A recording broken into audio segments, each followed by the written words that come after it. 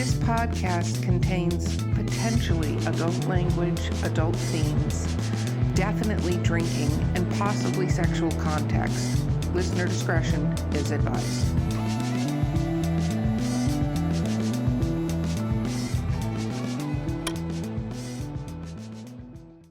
Okay, welcome to Drinking with Authors, the Literary Briefs edition. I'm your host, Erica Lance. With me co-hosting today is the amazing yet sassy C.R. Rice. And our guest today is Lainey Cameron. Ooh. Okay, we're going to talk about what we're drinking. I am drinking, by the way, I can't remember who told me about this, one of our podcast guests, Viking Blood, which is a honey mead, which, by the way, is really, really ridiculously potent. He said to get the black bottle. I got the black bottle.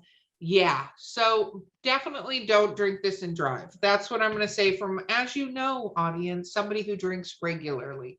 CR, what are you drinking? I am doing the Tito's and Tito's and vodka. Just keep That's it fresh. great. Those are Tito's and cranberry with a little bit of key lime juice because you went all fancy.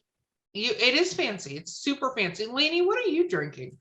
I am drinking a Mezcal cocktail. And if you're not familiar with Mezcal, it's made from agave, which is a type of cactus, just like tequila, except that there are many types of agave and only a few of them can be used for tequila, and tequila is regional. It has to come from the tequila region, and agave can come from a mezcal made from agave can come from anywhere in Mexico. So there are many, many, many mezcals and not that many in the States yet, but it's becoming hipster trendy. What is a mezcal? I've just realized, like, you used these words on the last podcast, and now I've realized I don't even know what the hell she's saying. Because I was like, that's a tequila, obviously. Yeah, it is. I got a bottle here. So here's the one I'm drinking. It's called 400 Conejos, which means 400 bunny rabbits. And mezcal is generally clear. This is a almost finished. Oh, you've drunk quite a bit of that bottle. There It's a neat alcohol, a strong alcohol. This one's 40%, made from cactus, made from the agave cactus. Is it sweet? Is it like?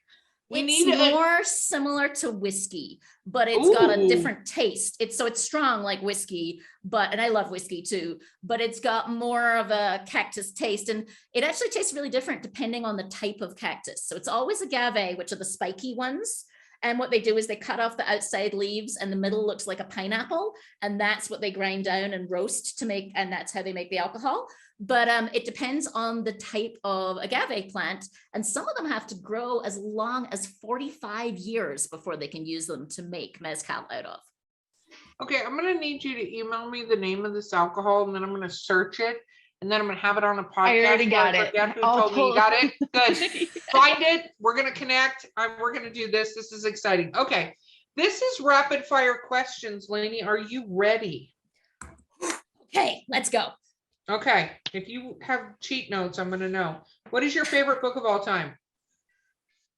Oh man, Life and Other Near-Death Experiences by Camille Pagan. Although I have a hard time choosing one, but let's go with that. Why?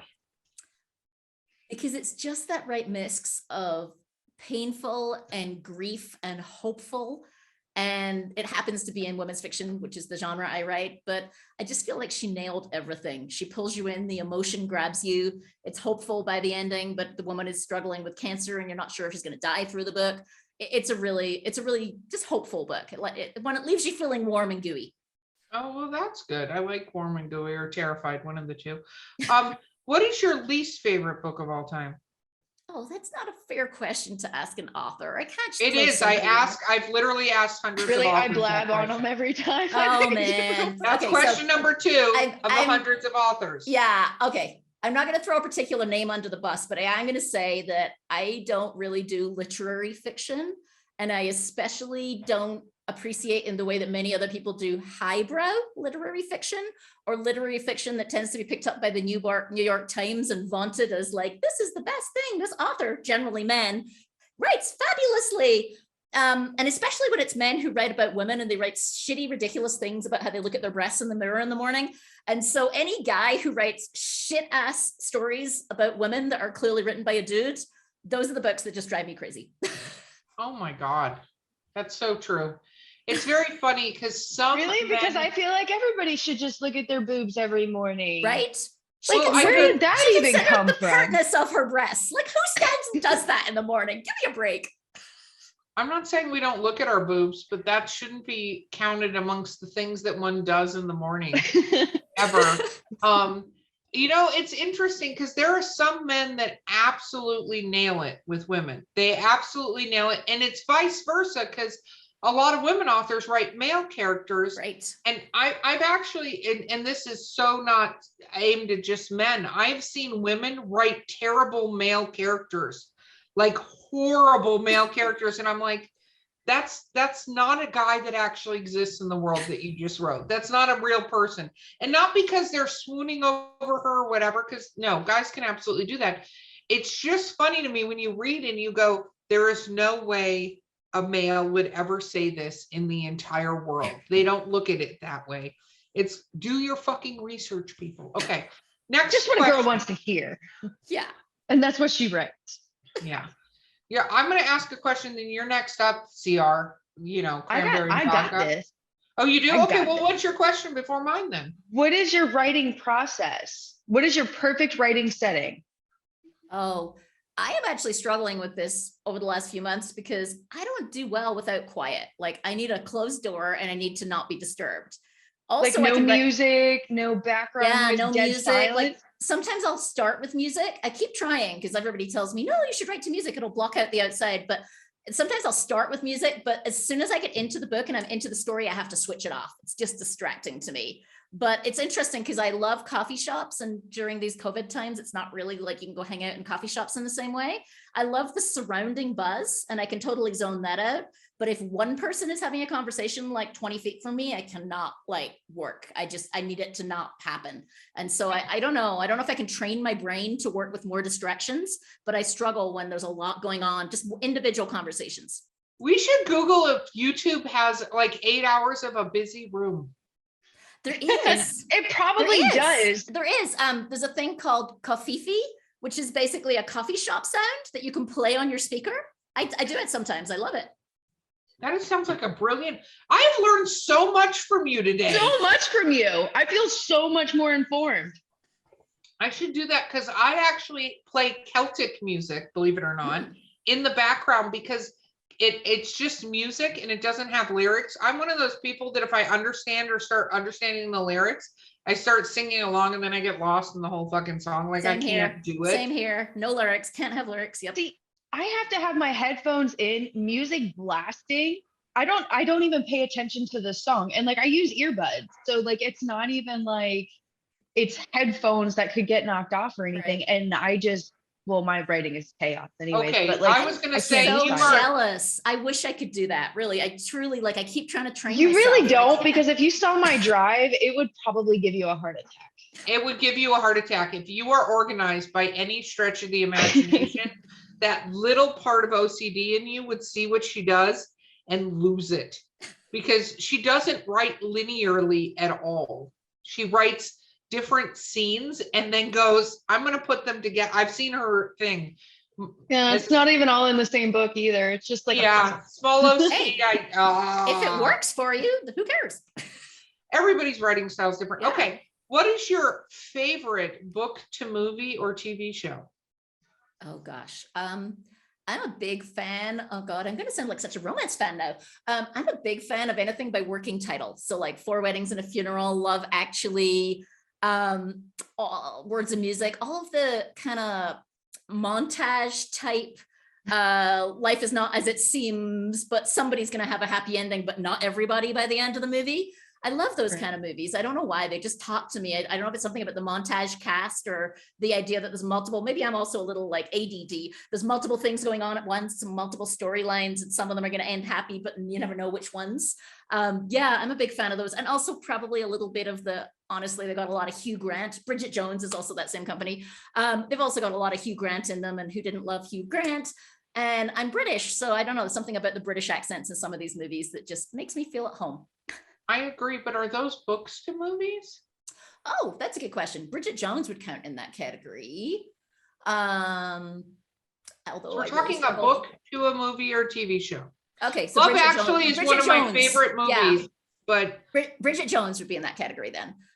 Even though the third one I really struggled with, but That I was did Rob love Bridget Bridget Jones's Baby or something. My husband's mother is obsessed with those, and that I just, the third one, I just like, she does something in the first chapter of the book where I was just like, no, you cannot do that to your reader. That is not okay.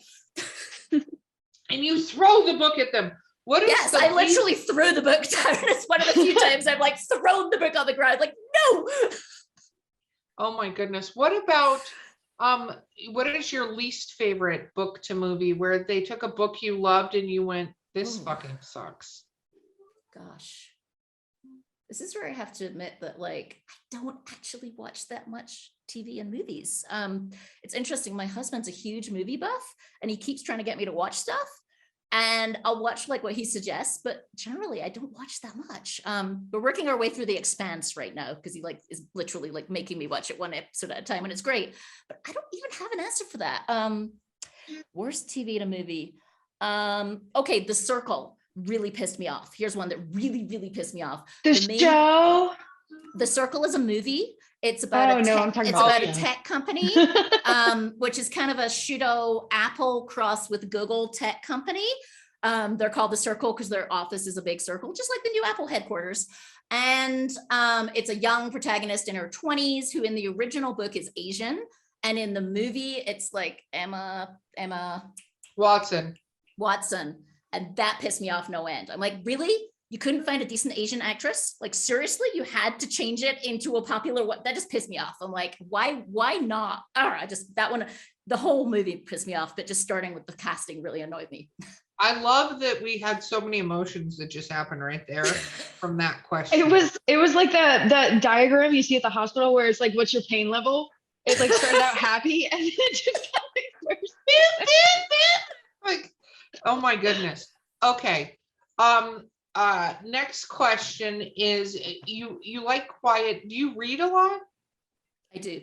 I read a lot and I read pretty fast. And sometimes I overcommit myself on reading because I've been doing a lot of reading for book blurbs for other authors. And then because I have a podcast, I don't try and read every book that's on the podcast, but I do try and read a lot of them before I talk to the authors. And so sometimes I get overcommitted and then that gets a little stressful, but I do read a lot. I probably read a book a week or more, I would guess, which some people read way more than that. But as somebody who does this as a podcast for almost 200 episodes now, I would love to read everybody's book. I do not have the time to read everybody's book. So I never feel guilty about that because authors love to talk about their book. So even if you haven't read it, trust me, they will share everything in the world with you about the book. Which is totally fine, especially if they have a ton of books, then you're never going to win that anyway. Right, exactly. Question, do you finish a book all the time? No, if a book's really pissing me off, I'll just set it aside. The exception being is if I'm trying to read it to do an endorsement for somebody, I will read it to the end. But whether I endorse it or not is a different question, but I will read it to the end, unless it like is so offensive in the first 3 chapters that I'm like, no frigging way, which has only ever happened once.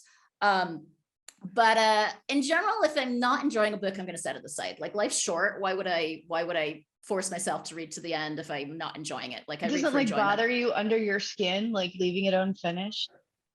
You know what bothers me is like 90% of something. So like if I read it to 90% of the way through, I would have to read the last 10%. This drives my husband crazy. So like anything in life, if I do it 90% of the way, I am going to do the last 10%, God damn it, no matter what. And so like, if I've made it that far, I'm finishing it, even if they're going to like kill all the characters and like make me sad or whatever. I could not finish it if I made it 90% of the way. But if I'm not into it by like 30% of the way through the book, I'll happily set it aside. Like life is short. Why would I keep going?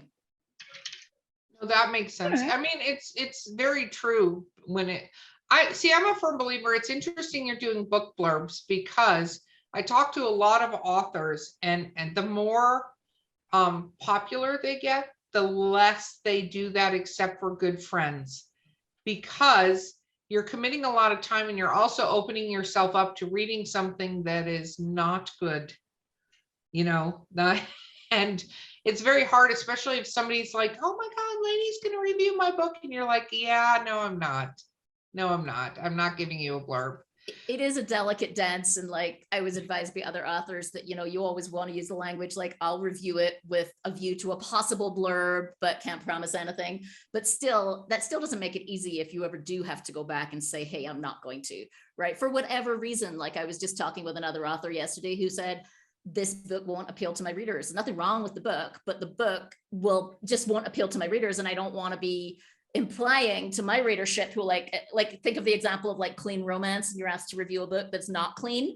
And so, you're going to piss off your own readers if they pick it up because they think that you're recommending it and it turns out to not be clean, and they read you because they only want clean romance. And so it's just like you are sometimes dealing with that, and it's a little dicey, and you have to be thoughtful about, you don't want to this is too strong a word, but betray your own readership either by implying that something is going to be liked by them if you know that it's not, and it's not a fit.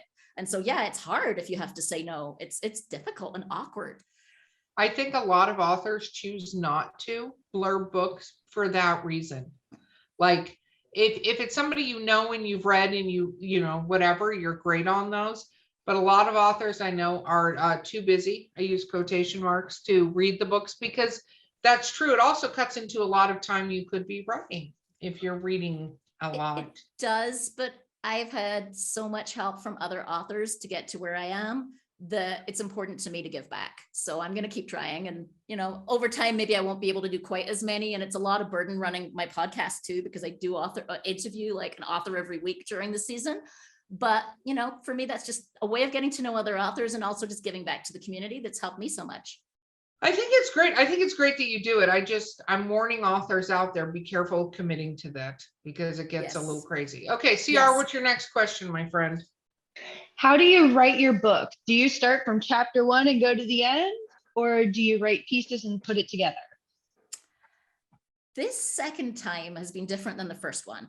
This second time, I actually spent a lot of time up front mapping out the character and the character's growth arc before I even mapped out the plot. And then I focused on the plot and what was going to happen in what order, but at a high level. I'm definitely more towards the pantser end of the scale than the plotter end of the scale. Like if I truly wrote out like every single scene and what's going to happen, I would just want to burn the thing before I even started. The more I know about what's happening, the less I want to write it. And so this time it's different because I did have kind of a high level outline, maybe like 20 big things that are going to happen in the book. And then I wrote it from beginning to end in the first draft. And in the second and third draft, I'm also kind of revising from end to end. Although what I did is I wrote all the scenes out on index cards, and then I tried to map the character's growth arc across the cards, and I rearranged a lot of the scenes. So it's not at all in the same order that it started in draft 1. Like after draft 1, draft 2, the scenes are in very different places than where they started out. Okay. I think that's great. You have to find how it works best for you to write it. Every author's different. I mean, I also, do you consider yourself a plotter, a planner? I think what do they call people who are in the middle? A plotzer. First book, I was definitely more of a pantser. Like I wrote the thing and I didn't know where it was going and I didn't know the ending. And, every chapter was a new journey of, whoa, let's go here, let's go there. So of course the revision was a nightmare because it was like a squiggly snake going in every direction and it had no curve or arc to it. And so this time I really was determined not to do it that way. And so I've had more plot, but I'm still not like a full-on plotter. Maybe by book 7 I'll get there, but right now I don't know, it bothers me to know everything that's going to happen. I feel like it stifles my creativity, but then I also respect writers who do that. Some of the writers I respect the most are amazing and they plot everything end to end, and I just look at them and go, wow, how do you do that? No, I know a lot of authors that do that. I am a pantser, whatever, actually even minus pantser that exists. Like I don't have bullet points most of the time necessarily when I'm writing. I just sit down and start writing. And I think every author has to find their niche on how they do that, because I've also watched authors that do so much plotting and they have 50,000 words of plot and they can't get their story done. And I'm like, well, then you also have those people that plot it out so much, it literally looks like the book is already written. They have like 15 pages of like outline. And I'm like, how do you not already give up at that point? No, but I also have no direction whatsoever. So I'm really not one to to go on for this one. Yeah. So what throws you out of a story the quickest? So comparing myself to other writers, like comparison is deadly. Like if instead of like focusing on what I'm writing and what I'm trying to do and telling my story, I'm looking at what happened for this other writer in this award and how well this other person writes. And gosh, I wish I could do scenery like Barbara O'Neill. And gosh, I wish I could write emotion like my friend Alison Hammer. And oh gosh, that'll kill my creativity and just get me like standing up from my chair and gonna go do a Zumba class. So like, yeah, comparing myself or trying to write like somebody else instead of writing like me. What about when you're reading? What throws you out? Ooh. Backstory, like timeline. Like when someone takes a timeline, all things work well when done well, right? So there's no square rule that says this can never be done. But I've often been thrown out of a book where like you read part one, often this is in books that are like part one, part two, part three. You read part one and you're into the story and you want to know what happens to the character and you flip the page and it says part two and you start with a whole different character 200 years ago. And I just go like, really? I got to start back at the beginning. You just got me invested and now you're going to make me start with a whole other person I don't give a damn about 200 years ago. So that will like flip me out of a book. And that actually is one of the reasons I've set books aside. Like you got to work out in that case, how you're going to pull me into that second storyline, because I'm not going to give you a second chance to start from scratch on page one. It's funny you say that because one of the, a couple of the authors I've talked to recently, when I asked them this question, said when people backstory but don't work it into the existing story that's occurring and kind of go, hold please, I'm going to take you to this other thing and insert it. And instead of making it part of what's happening and even, this reminds me of this situation, blah, blah, blah. But when they're like, and when they entered the room and it was exactly like they did in 1855 when blah, blah, blah. And you're like, what? That has been huge lately. I know a lot of the books because I kind of read a little bit of everything. And in between writing, that's what I do. And I've noticed that is in a lot of books out right now, like the new releases and things like that. It'll be, I was reading a paranormal fantasy yesterday, I believe. And that's exactly what it was. This girl walked into the forest and then it like ended the chapter because she saw something. And then all of a sudden you're 20 years in the past and it's talking about something that had literally nothing to do with the story. Nothing. You read this one chapter that gives you background and they never touch it again. Yeah. They don't even recognize that it was written. I feel like there used to be a rule that like, I like Jenny Nash, she runs Author Accelerator, says like, don't bring in backstory unless the character is going to refer to that in their head for a good reason at that moment, right? So if like, there's some reason for it, then cool. But like, just to be like, hey, fun fact, in 1815, there was a snake over here. Continue with your story. But I feel like people are using chapter breaks as an excuse now, right? So it used to be you had to wind it into the story and you had to work hard to make it not be, she looked at the table. That table was there in 1786 when such and such happened. But you had to really like force it, like that was obvious, so you couldn't do it anymore. So now what they do is they do chapter break 1776. Well, you're doing the same damn thing to the reader. Yeah. No, it's total. Yes. No, agreed. It's interesting. It's interesting when I ask that question to authors and they're like, oh no, I have to finish a book every time. And I'm like, seems like a gigantic waste of time if the book is not good to finish it. I'm looking on the bookshelf behind you. I think I know this answer, but do you like paperback versus or hardcover books versus, e-readers and audiobooks? So it's interesting because when we got this house in Mexico, it came with these beautiful bookshelves that are behind me, which were full of books that weren't mine, which I then went through and gave most of them away and then started filling it with my books. But I actually, because we travel, I just posted actually on my Instagram on Monday, a photo of the books that I brought back with me, because I actually brought 12 books in my suitcase, right? So try and imagine, like, I'm a nomad, I travel around the world, I live out of a suitcase, and I had 12 frigging books in my suitcase.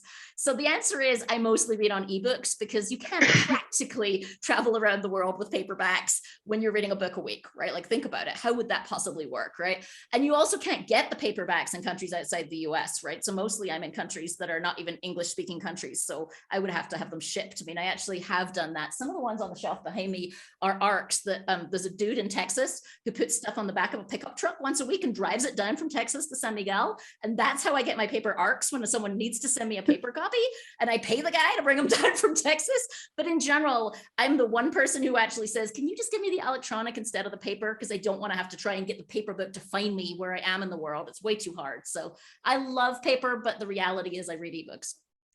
I feel like the social protocol, like, in the olden days when you had a book, people left you alone. Nowadays, since a lot of people have books or on their like phones and tablets, everybody's like, oh, they're just looking at like Facebook or something. Let me interrupt their day. Oh, don't. When I used to work in tech, I would try this where I'll do this with my own book, where you'd sit at the breakfast table and I would do this with a paper book at the breakfast table, which I don't know how that doesn't say, leave me the F alone. Guaranteed at least 2 dudes would come up while I was having breakfast and strike up a conversation with me. I'm like, what do I need? A sign around my neck that says, leave me the F alone? Yeah, see, that's like where you gotta look up from your book and go, no. And then just go back to your book. That's all you say. Don't try to explain it. Don't try to have social cues. Just go, no. And I think there are points in time where we need to be nice and points in time where we don't. How many stories do you feel like you're starting to get a story graveyard where you put stories that maybe you started but didn't end up going anywhere? It sounds sad, but I only have one in the graveyard so far. So the first book, I worked it until it worked and it came out and it did well. The second one was also going to be set in Silicon Valley, and I had an idea for a story, but it just didn't quite work. And I still think there's something there, but someday I'll maybe be able to come back and work out what's missing, but something was missing. That story just to me wasn't worth spending however long it'll take to write it. And then I have this one I'm working on right now, which is going to be my second book, which is this digital nomad Instagrammer. So I've only got one in the graveyard. I went quite far with it in terms of like the construct. I didn't write it. I didn't write the first draft, but it didn't gel. I think maybe because I was trying to write about a theme instead of writing about a character. Now that I look back at it, I really wanted to write about something that's happening in Silicon Valley, which is, I'm trying to think about how to say this, but the nice way to say it is irrational exuberance, which is the idea that we'll go into a board meeting or whatever, and we'll pump up our numbers and we'll pump up our user numbers and we'll be the most, exaggerated, enthusiastic in the world. But there's a thin line between that and what's going on, for example, with Elizabeth Holmes and Theranos, which is outright lying and cheating and making shit up. And I've been in both situations. And I feel like people aren't really seeing it yet. And if people from outside of Silicon Valley saw that, they'd be like, that's just plain lying. And so I just couldn't quite get the plot to work in the way that it was too messagey. I was trying to send a message instead of trying to write a book. And one day I'll work out what that plot is that's actually a book, not a message. No, that makes sense. And we've seen so much of that. It's always interesting to me when that happens and you have people and you go, how did everybody miss this? How did everybody fall for this situation? Like, not that it's horrible and it's criminal and all this other stuff, but you got to go, how did everybody not catch on that there wasn't an actual product, like, at all? Because a lot of people, if you, especially as terrible as it is, if you hit somebody who is a narcissist or somebody who has just that little bit of ego, just to be able to have that ability and be like, nope, I did this first. They don't need anything else. If you create some type of competition, it's completely psychological. It's actually quite brilliant. It's a terrible thing and nobody should ever do it. But like, good job. Well, there's a higher percentage of sociopaths in the fields of CEOs and politicians than any other field, right? Because the ability to manipulate people to get them to do what you want them to do is a core skill in those jobs. And so, yeah, there's a very high percentage of sociopaths in those fields. Absolutely. No, it's totally true.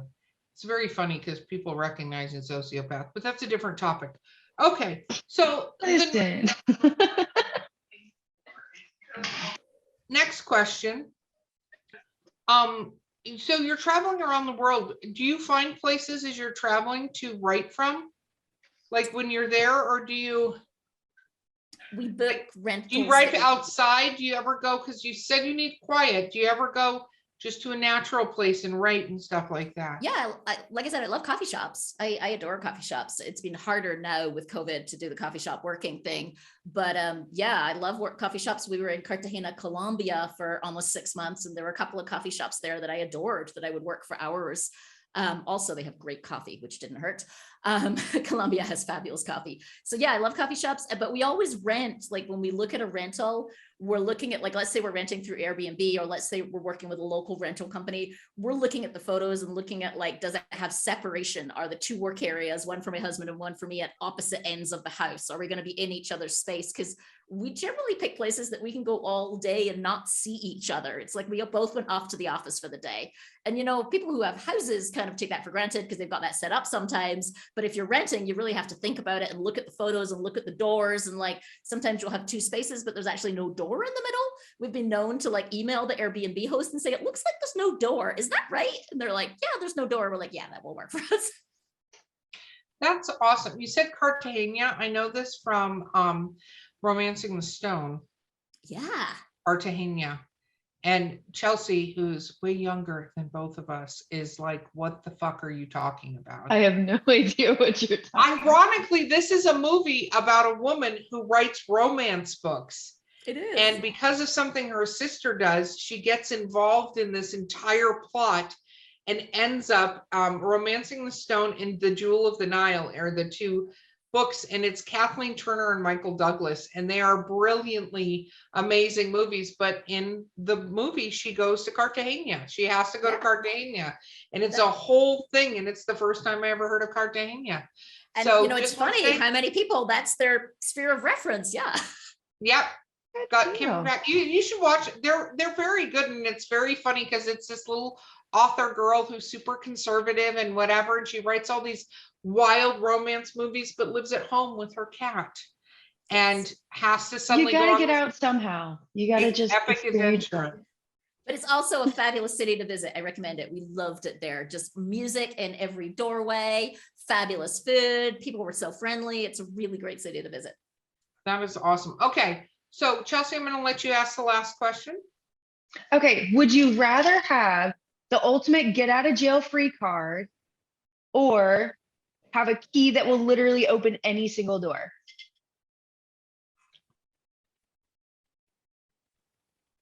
Ooh, I think the get out of jail free card sounds fun, because you could pick something that you know is going to be self-destructive and do it anyway.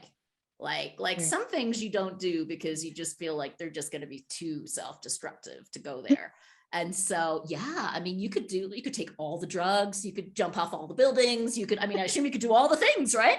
So, or are you talking about like actual jail? Like, I'm going to kill somebody and I'm going to get out of jail. Yeah, like the ultimate get out of jail free card. Like, you could do anything you wanted and you would not get in trouble for it, or a key that could open any door. I think the get out of jail free card, that would open a lot of possibilities to have a lot of fun. Oh my goodness. Yeah. I'm just I love that you asked that. I love that you asked that question. Okay. Lainey, what advice would you give authors? Find your community, because it's a long and sometimes torturous and often depressing and sometimes elating journey. And you want to take that journey with other people in your court, cheering for you and cheering you up when you need it. And it's so much more fun that way. Very, very cool. Okay, shameless self-promotion time. Pick up your book again. The Exit Strategy. Called The Exit Strategy. It's the story of a wife and a mistress who meet each other across the negotiating table, and it's won 12 awards, and people say it's a page turner, and check out the reviews. It's lots of girl power and feminist and fun. Awesome. And how do people find you? LaineyCameron.com, and you can find all my social media and blog and everything there. And you're going to get mad at me for bringing it up in the last minute. I also have a podcast called The Best of Women's Fiction, where I interview authors of women's fiction that I admire and talk about their books and get their writing advice. Very, very cool. This is awesome. It's totally amazing to support the writing community. And you've been thoroughly fun to have on this podcast. You are absolutely amazing. Oh, well, thank you. And I really appreciate you inviting me. This has been a blast. No, this has been thoroughly fun. Okay, this has been Drinking with Authors, Literary Briefs Edition. I've been your host, Erica Lance. My co-host today is the amazing CR Rice, and our guest has been the award-winning Lainey Cameron. Yay! And we will see you guys next time.